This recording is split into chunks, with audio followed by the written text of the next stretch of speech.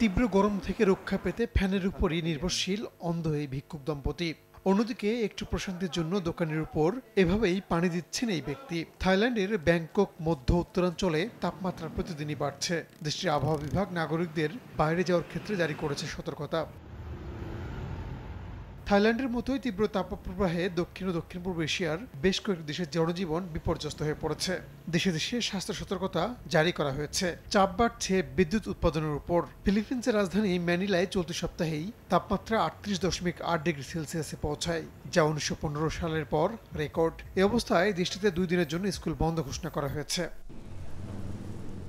কম্বোডিয়ার সামনের দিনগুলোতে তাপমাত্রা 43 ডিগ্রি সেলসিয়াসে উঠতে পারে বলে জানিয়েছে দেশটির আবহাওয়া দপ্তর। স্বাস্থ্য মন্ত্রণালয় গরমে স্বাস্থ্যের প্রতি নজর দেওয়ার পরামর্শ দিয়েছে।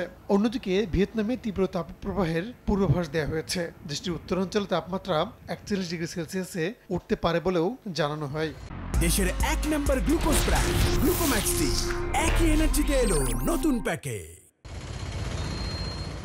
দক্ষিণ এশিয়ার অন্যতম বড় দেশ ভারতের বিভিন্ন রাজ্যে তীব্র তাপপ্রবাহ চলছে। অনেক জায়গায় তাপমাত্রা ছাড়িয়েছে 40 ডিগ্রি। প্রতিবেশী মিয়ানমারে রোববার তাপমাত্রা ওঠে 48.2 ডিগ্রি সেলসিয়াসে, যা দেশটির 56 বছরের ইতিহাসে সর্বোচ্চ। বাংলাদেশ সহ এই অঞ্চলে তীব্র তাপপ্রবাহের জন্য জলবায়ু পরিবর্তন ও এল নিনোর প্রভাবকে দায়ী করা হচ্ছে।